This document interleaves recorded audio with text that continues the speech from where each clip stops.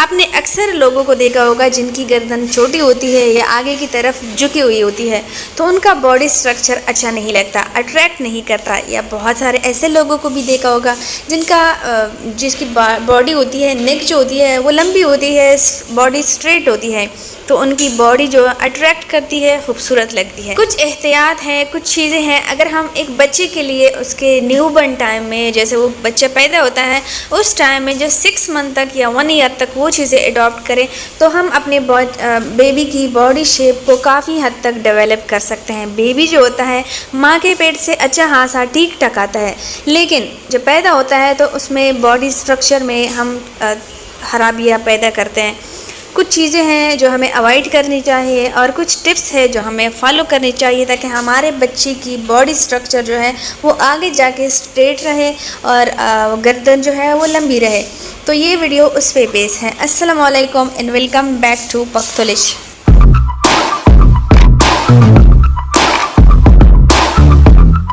Friends, बच्चा जो है नेचुरली तो बहुत ज़्यादा प्यारा आता है, कुछ भी उसमें खराबी नहीं होती, लेकिन ड्यूरिंग पैदाइश के दौरान या जो बच्चा आने के बाद हम न्यू पेरेंट्स स्पेशली कुछ मिस्टेक्स करते हैं जो कि हमें बड़ों से आइडियाज़ लेने चाहिए, उनसे टिप्स लेने चाहिए जो कि हमें या पता नहीं होता या बड़े हमें होते नहीं, अवेलेबल नहीं होते। इसलिए मैं आज की वीडियो में कुछ टिप्स शेयर कर रही हूँ जो मैंने सीखे हैं। बच्चों के लिए सबसे ज़्यादा बेस्ट होते हैं कि आपके बच्चे की बॉडी जो होती है वो गर्दन झुकी हुई ना हो और गर्दन लंबी हो। ये जो टिप्स है ये आगे जाके जब बच्चा बड़ा होता है तो उस टाइम क्लियरली सामने आती है, उस वक्त ये जाहिर होता है कि बच्चे की बॉडी शेप परफेक्ट है।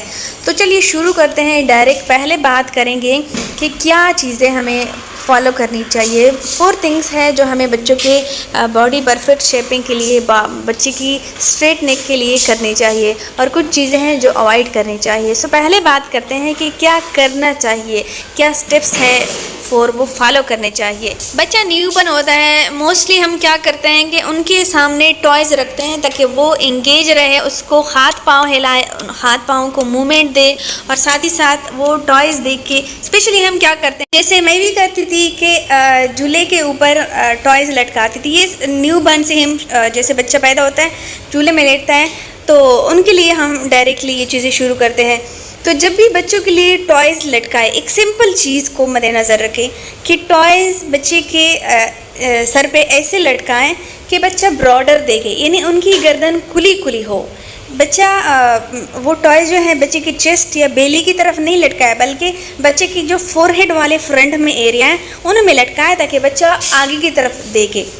तो इससे ये होता है, काफ़ी फ़र्क पड़ता है कि ये जो न्यूबॉर्न बेबी का जो टाइम है ये स्पेशली टाइम होता है कि यहाँ पे बच्ची की बॉडी चूँकि सॉफ्ट होती है तो वो या तो अच्छी बन सकती है या ख़राब बन सकती है। तो इस टाइम अगर हम कोशिश करें कि बच्चा फ्रंट में देखे, आगे जाके देखें, तो बच्चे की नेक जो होती है वो खुली खुली नज़र आती है और ये आगे जाके बच्चे की ब्रॉडर नेक पे काफ़ी ज़्यादा फ़ायदा देता है कि बच्चे की नेक ब्रॉडर होती है। सो बच्चे के लिए टॉयज़ जब भी लटकाएं जो फोरहेड की सीध में लटकाएं, ना कि चेस्ट बेली की सीध में लटकाएं, क्योंकि चेस्ट और बेली के लिए बच्चे को गर्दन झुका के देखना पड़ता है और फोरहेड की सीध में अगर है तो बच्चा ऊपर सर उठा के देखता है। तो ये चीज़ फॉलो कीजिए, ये सिंपल चीज़ है लेकिन बहुत इफेक्टिव है। सेकंड जो चीज़ है जो बहुत से लोग यकीनन फॉलो नहीं करते होंगे, लेकिन हमारे यहाँ देसी लोग हमेशा से फॉलो करते हैं, मुझे भी मेरी अम्मी ने सिखाई कि एक क्लॉथ जो है वो लेके बच्चे के जो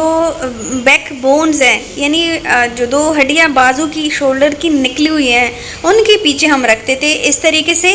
तो स्पेशली 6 मंथ तक तो कम से कम मस्ट रखनी चाहिए। जैसे ये होता है जब बच्चा सोया हुआ हो उस टाइम रखते हैं, तो इससे ये फ़ायदा होता है कि बच्चे की जो गर्दन होती है वो खुली हो जाती है। डायरेक्टली आपको फ़र्क का पता चल जाता है कि बच्चा सोया हुआ होता है, वो तो स्ट्रेट लेटा हुआ होता है, बच्चे की गर्दन निकल आती है। इससे हमारे यहाँ लोग कहते हैं कि बच्चे की नेक शेप अच्छी होती है, बच्चे की नेक लंबी होती है, खुली होती है।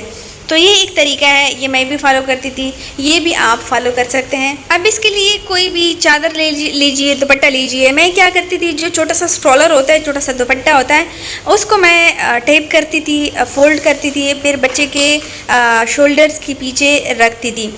तो इससे ये होता है कि बच्चे की शोल्डर एक तो बेंड हुई नहीं नज़र नहीं आती, दूसरी बच्चे के सर जो होता है वो स्ट्रेट रहता है ना, कोई पिलो वगैरह तो हम यूज़ नहीं करते, तो बच्चे का सर जो होता है वो थोड़ा स्ट्रेट रहता है, तो गर्दन भी खुली हो जाती है। ऊपर से जो पीछे जो जगह बेंड होती है, जो शोल्डर्स हैं वो भी स्ट्रेट रहते हैं।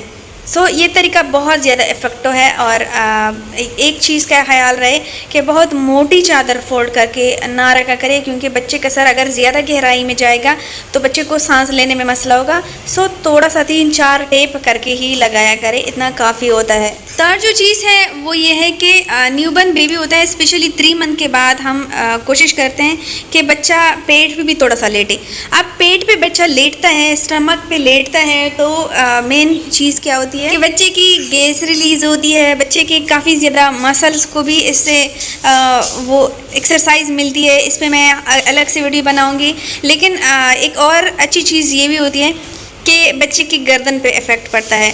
किस तरीके से बच्चे की बैक पे भी इफ़ेक्ट पड़ता है, गर्दन पे भी पड़ता है। वो किस तरह, वो ये कि बच्चा जब सीधा लेटा हुआ है उल्टा, अब वो लर्निंग कर रहा है, हाथ पाँव हिला रहा है और वो कोशिश कर रहा है कि अपना सर बार बार उठाए ताकि आगे चीज़ों को देख सके। बच्चा बार बार सर उठाता है।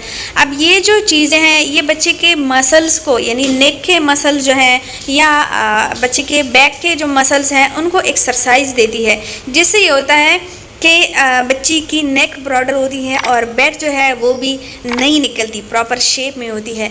बच्चा बार बार सर उठाता है, गर्दन ऊपर करता है, तो इससे बच्चे के नेक मसल्स लंबे होते हैं, एक्सरसाइज भी इनकी अच्छी हासिल होती है। तो बच्चों को 3 महीने के बाद उल्टा लेटाया करें। ये बच्चे के लिए वैसे भी गैस रिलीज़ के लिए अच्छा होता है, बच्चे की बोन्स की एक्सरसाइज होती है, लेकिन गर्दन और बैक की भी एक्सरसाइज अच्छी हासिल इससे होती है। फोर्थ जो चीज़ है, आजकल के बच्चे, जब मेरा बेबी था 4 मंथ से वो टीवी को यूँ गौर से देखता था, तो आजकल के बच्चे काफ़ी एडवांस हो गए हैं। छोटा सा छोटा बच्चा होता है वो या तो मोबाइल की तरफ गौर से देखता रहता है या कार्टून की तरफ या फिर टीवी की तरफ देखता रहता है।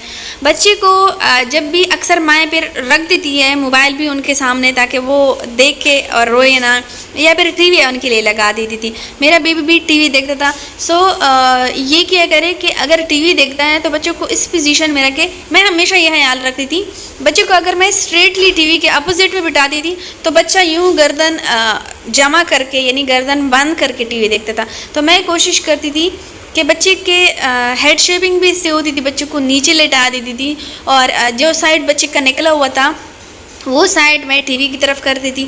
अब वो साइड फिर प्रेस होता था, बच्चा टीवी की तरफ देखता था, इससे बच्चे की गर्दन भी खुली होती थी क्योंकि बच्चा ऊपर की तरफ देखता था। सो मोबाइल का भी फिक्स करे या टीवी फिक्स करे तो बच्चों के लिए इस पोजीशन में हो कि बच्चा गर्दन उठा के देखे, ना कि गर्दन झुका के देखे। इस चीज़ का ख्याल रखे तो ये चीज़ भी बहुत ज़्यादा इफ़ेक्ट डालती है बच्चों की खुली गर्दन पे या ख़राब गर्दन पे। यानी मोबाइल नीचे रख के बच्चे को नहीं दिखाया करे। छोटा सा बच्चा है तो ऊपर रखा करे तो बच्चे की गर्दन इससे काफ़ी हद तक उनकी एक्सरसाइज होती है और गर्दन खुली होती है। ये तो वो चीज़ें हो गई जो हमें फॉलो करनी चाहिए। बच्चों की खुली गर्दन के लिए बेस्ट एक्सरसाइजेस हैं, लेकिन कुछ चीज़ें ऐसी हैं जो कि हमें अवॉइड करनी चाहिए। और वो क्या चीज़ें हैं बच्चों पे बुरा इफ़ेक्ट डालती है, बच्चों की गर्दन की शेप पे या बेंडेड नेक पे। सो पहली चीज़, बच्चों के लिए कभी भी हाई पिलो का, यानी जो आपकी पिलो है, बड़ों की पिलो है, इस तरह बच्चों की एक तो अपनी पिलो आती है, वो सही है, उसमें गर्दन की अपनी, सर की अपनी गोल सी चीज़ होती है, शेप होती है, सो सर नीचे जाता है। लेकिन बच्चों के लिए अपनी पिलो का इस्तेमाल नहीं करें जिससे बच्चे की गर्दन झुकी हुई होती है। अब ये बच्चे के गर्दन की शेप या बच्चे के जो पीछे शोल्डर्स हैं वो पीछे की तरफ झुक जाते हैं, ऐसी हाई पिलो नहीं रखा करें। सेकेंडली, मोस्टली हम बच्चे को बेबी प्राम में बिठाते हैं या किसी भी चीज़ में बिठाते हैं या किसी भी चीज़ के साथ टेक लगा के बिठाते हैं छोटे बच्चे को, तो हमें ज़्यादा टाइम उसके लिए उसको बिठाना नहीं चाहिए, क्योंकि उसमें ये होता है कि बच्चे की गर्दन, क्योंकि बच्चा हाफ बैठा हुआ होता है, पीछे से टेक लगाया होता है, कम्प्लीटली तो वो बैठ नहीं सकता, तो बच्चे की गर्दन उसमें बंद होती है। तो ज़्यादा टाइम तक बच्चे को इस तरीके से टेक लगा के नहीं बिठाया करे जिससे बच्चे की गर्दन में स्पेस ना आए। एंड थर्ड एंड लास्ट चीज़ जो बहुत ज़्यादा इम्पॉर्टेंट है, न्यूबॉर्न बेबी है, कभी कभी उनके लिए कोई ऐसी चीज़ें नहीं रखें कि जिससे बच्चे की गर्दन खुली नहीं है बल्कि बच्चा डाउन देख रहा है, चाहे मोबाइल है, टीवी है, या फिर आप टॉयज़ रख रहे हैं, झूले में बच्चा किसी भी चीज़ में लेटा हुआ है, उनके आगे टॉयज़ रख रहे हैं, तो ऐसा कुछ भी प्लेस नहीं करें कि बच्चे की गर्दन बंद है। ये चीज़ें आप उस शेप में भी रख सकते हैं कि बच्चे की गर्दन, बच्चा थोड़ा सा ऊपर देखे, गर्दन खुली हो। सो डाउन की तरफ अगर बच्चा देखे तो इस पोजीशन में चीज़ें बच्चों के लिए कभी भी नहीं रखा करें। ये जो एक्सरसाइज है ये कम से कम 1 ईयर, या अगर 1 ईयर नहीं कर सकते तो स्टार्टिंग 6 मंथ तक ज़रूर किया करें, हाईली इफ़ेक्टिव है। उम्मीद करती हूँ ये टिप्स आपके बेबी के लिए इफ़ेक्टिव रहेंगे। वीडियो अच्छी लगी हो तो लाइक ज़रूर कीजिए, बहुत अच्छी लगी हो तो प्यार सा कमेंट ज़रूर कीजिए। मुझे अनाया खान को अपनी दुआओं में याद रखिए। इजाज़त चाहती हूँ। अल्लाह हाफिज़। अपना बहुत सारा ख्याल रखिए।